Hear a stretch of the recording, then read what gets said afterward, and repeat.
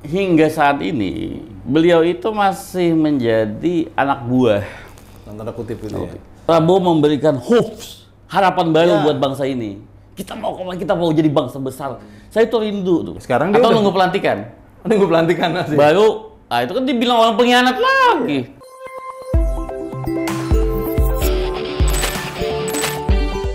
Open table. Duh, lama banget Bang ini kita baru ketemu lagi. Tablenya di sini. Tablenya di sini, Bang. Agak geser dikit sekarang. Lama banget. Udah berapa bulan kita nggak ketemu, Bang? Dari bulan Januari, Februari. April. Iya. Mau masuk minggu tenang. Februari mau masuk minggu tenang 6 bulan. Iya. Awal Februari. Dan terakhir kan saya ngomong, tadinya bilang Prabowo kalah, tapi ada faktor lain yang membuat ini terbalik analisanya karena pemilunya nggak normal gitu loh.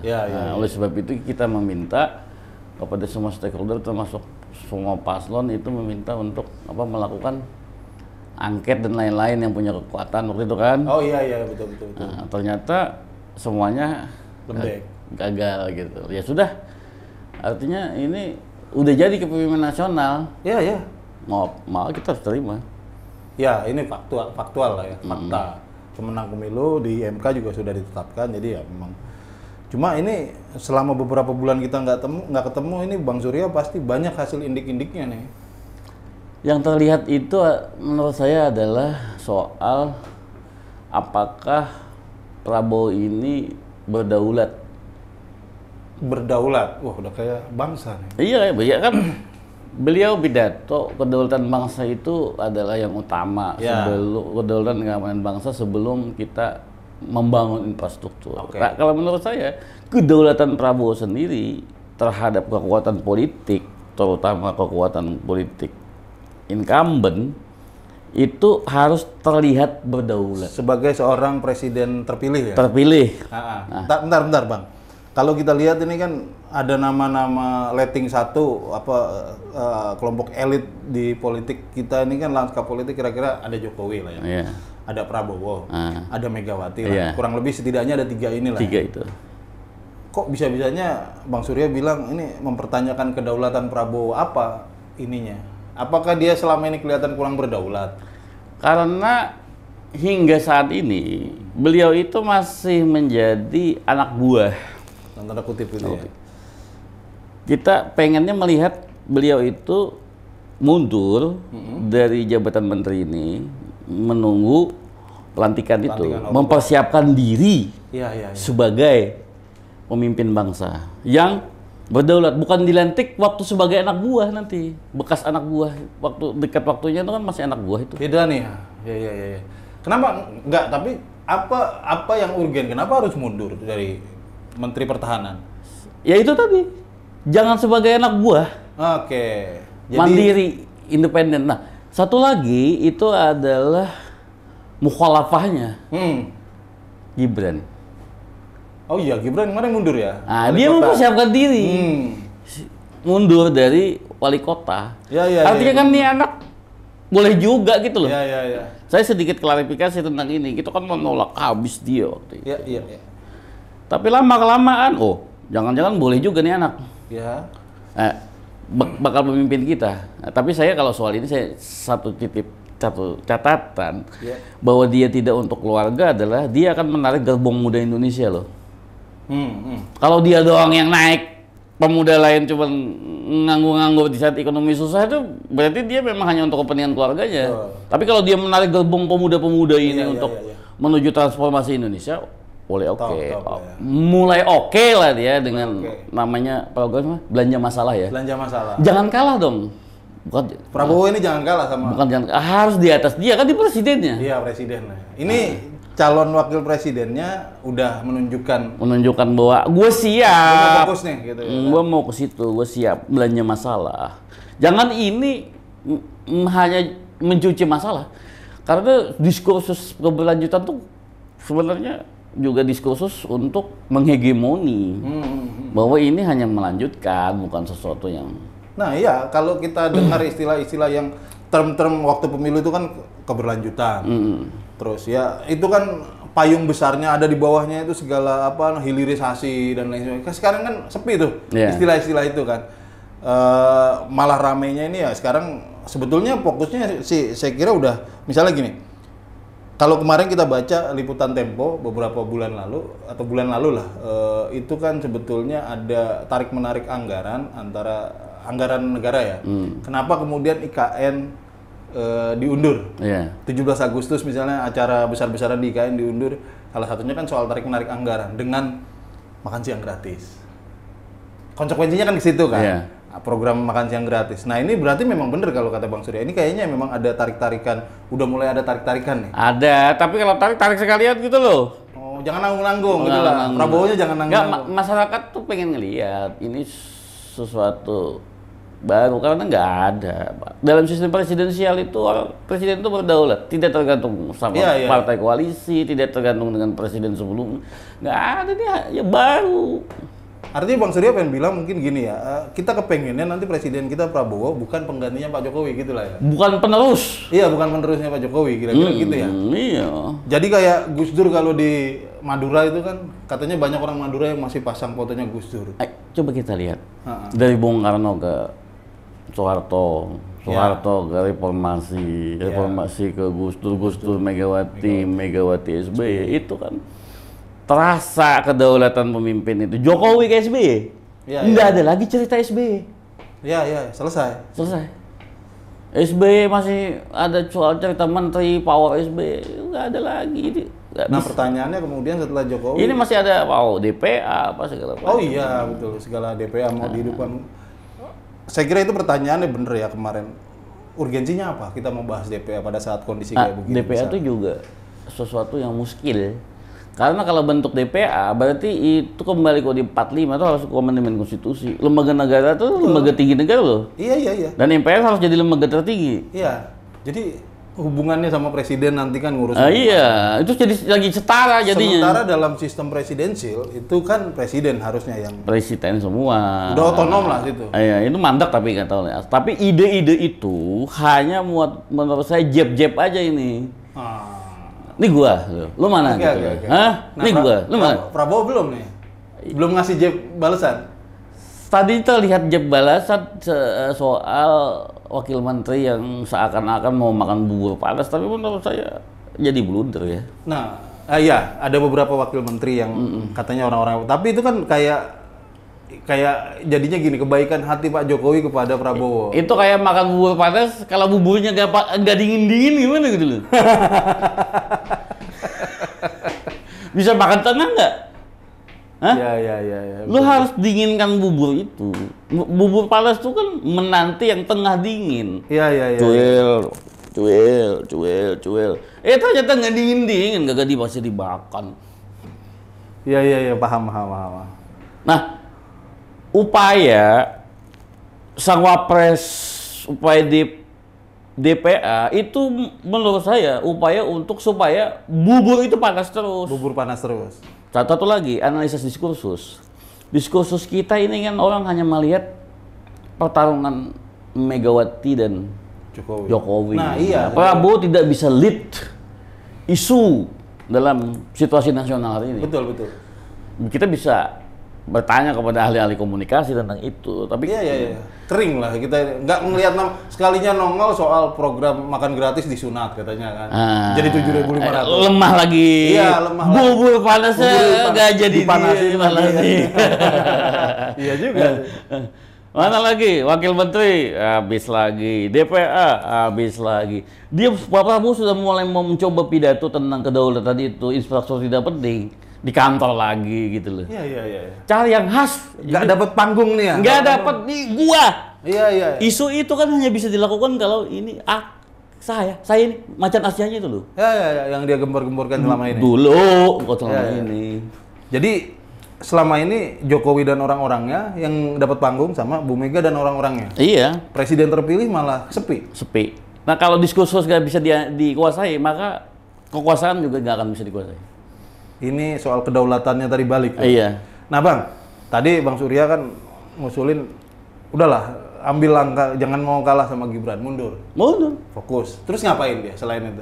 Ya mempersiapkan isu-isu yang bakal dia lakukan selama 5 tahun.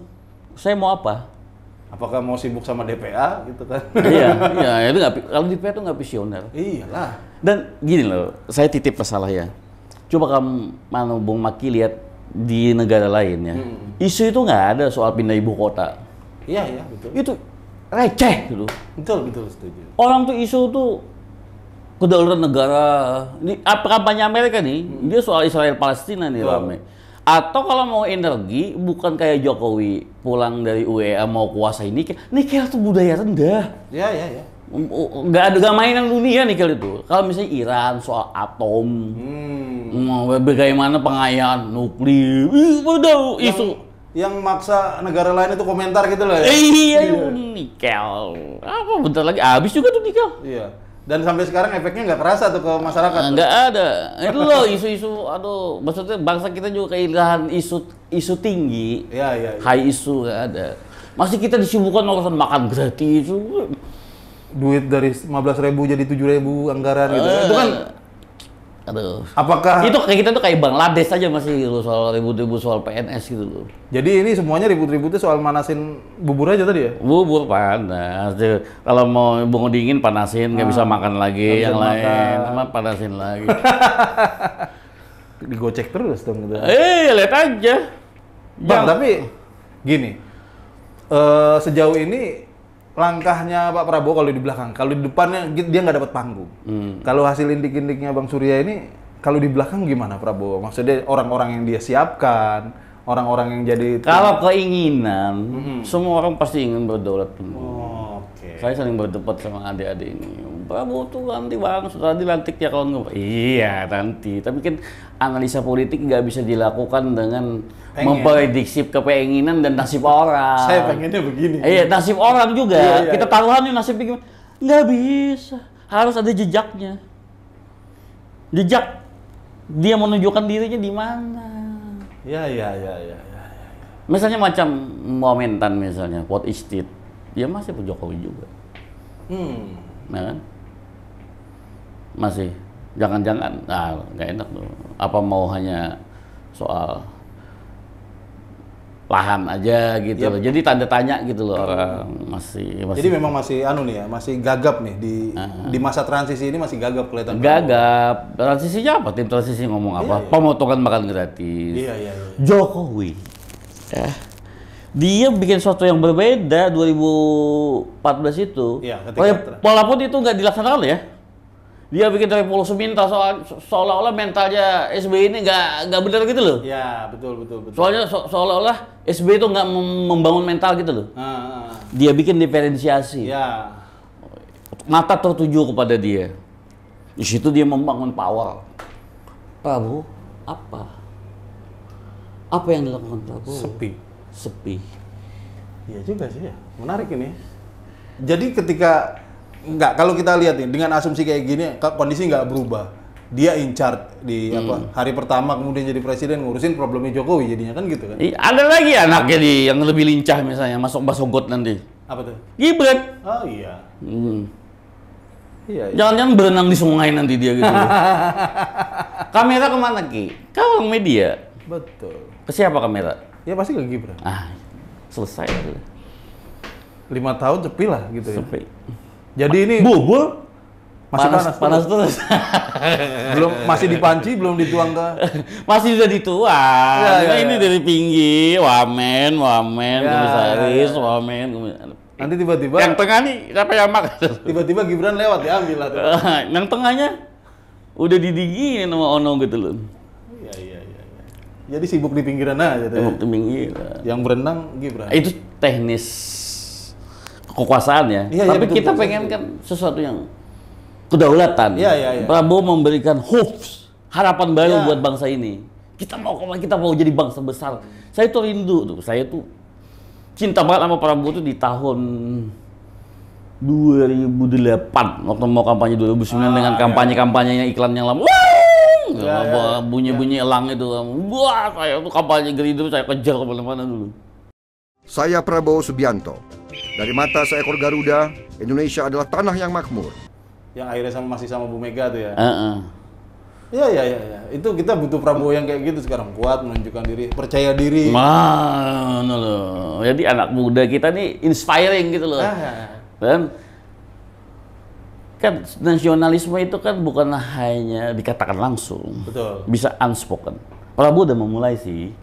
Cuman dia memulainya nyuruh nonton kejahatan Belanda gitu. Tapi asik nggak dapat kita soul ini nggak dapat.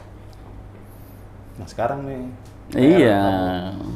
September, Agustus, September, Oktober, wah 3 bulan lagi. 3 mundur lah, mundur. Jadi kabinet yang disiapkannya itu sudah di briefing. Gua mau ini. Jadi portofolio dia kabinetnya sudah dilihat internasional. Betul. Jangan kayak pelantikan 2 Mamen, biar langsung ngedrop. Iya juga ya. Menarik gitu Bang. Menarik. Iya. Cuma maksudnya gini, Jokowi sendiri kan pasti, ya itu tadi, dia kan masih selalu sekarang yang bisa dilakukan adalah manasin bubur terus. Dia nggak mau dong lewat. Nggak mau dong. Udah nanam bukan nggak mau lewat, nggak mau dong bubur banyak dimakan orang gitu. Dia nanam anaknya di situ. Tapi skenario terburuk lah, seandainya Prabowo gagal sampai dia dilantik nih, gagal menegakkan kedaulatan dia. Ya kedaulatan negara kagak. Rusak kita, ekonomi kita hancur sih.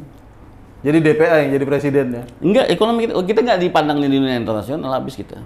Ya presidennya. Ya buruk kita, habis investasi keluar nanti apa. Ini cuma persoalan komunikasi publik nih. Ya mulainya. Inti politik kan. Iya. Kalau nggak ada komunikasi nggak ada politik. Iya betul. Wah, iya juga. Ini masalah. Inilah kecerdasan Jokowi. Iya.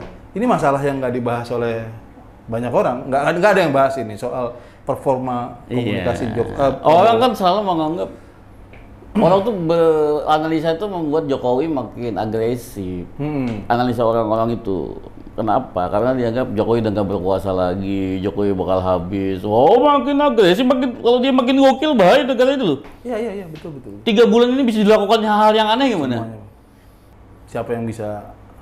Kalau Prabowo sendiri nggak menunjukkan diri. Menunjukkan diri. Kalau Jokowi takut-takut, gue ditakut-takutin dulu. Iya. Belum tahu gue lo, harusnya gitu dia. Analisa orang-orang itu membawa ke situ. Betul.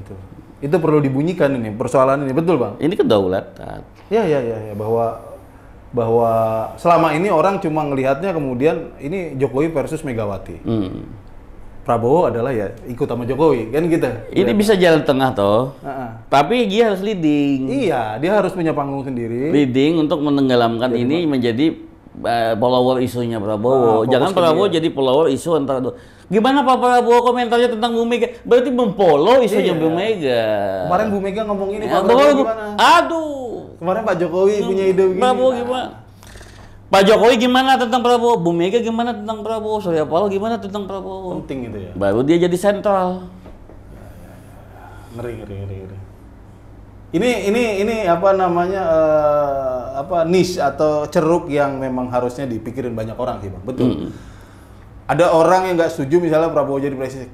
Kita termasuk orang yang ketika kemarin, tapi ya faktanya pemilu kita waktu itu lebih berat tidak setuju Gibran terutama. Tapi faktanya sekarang iya, pemilu kan sudah jangan-jangan kamu mau balik nanti setelah pelantikan kamu citawan sama Gibran itu dengan performanya gitu. Ya, misalnya kan, mungkin nggak mungkin. Dia saya sih sangat berharap dia menunjukkan kan toh. Tapi presiden yang tenggelam loh. Nah iya makanya kan. Kita sih happy kalau misalnya pejabat yang bahkan yang kita nggak suka menunjukkan performa ya bagus toh. Buat publik bagus. Tapi kalau presiden yang tenggelam ya menyedihkan buat bangsa negara tuh. Iya itu ngeri. Di situ ngeri lah kita. Ya kita saya makasih banyak. Gini. Bagaimana Jokowi memperlakukan Mapres sekarang dulu? Iya. Kuasain isu. Apalagi? Jangan sampai terulang gitu. Jokowi, JK, dia ngelipat itu berapa lama gitu loh. Iya, butuh waktu lama untuk. Nah ini sedikit lagi, entah itu hoax atau enggak, saya lihat di YouTube itu. Waktu kayak mau menyalaman nih Prabowo itu, dia menunjuk ke Bu Iriana sama Jokowi itu kan juga selamanin aja yang di depan itu dulu gitu. Jadi Prabowo-nya ngasih kesempatan ke situ dulu. Aduh. Ini gestur yang tidak perlu Bang ya? Ya enggak lah. Orang kan menganggap lo ente gak berdaulat. Iya, iya. Kalau mode pemilu oke lah pakai cara begitulah ya. Sekarang udah selesai. Udah selesai. Ini. Sekarang dia Atau udah nunggu pelantikan. nunggu pelantikan masih. Baru, itu kan dibilang orang pengkhianat lagi. Nggak beres-beres jadinya. Nah, dia bilang orang, berarti lu bersiasat aja terus hidup lu. Nunggu pelantikan baru lu berani. Tetap magnetnya Jokowi. Nggak, nunggu pelantikan baru lu berani singkirin. Itu kan berarti lu bersiasat gak baik gitu loh. Iya, iya. Mending diberesin sekarang. Sekarang tunjukin. Ini kan jadi lingkaran setan, Mak. Betul. Iya, iya, setuju. Ya, paham.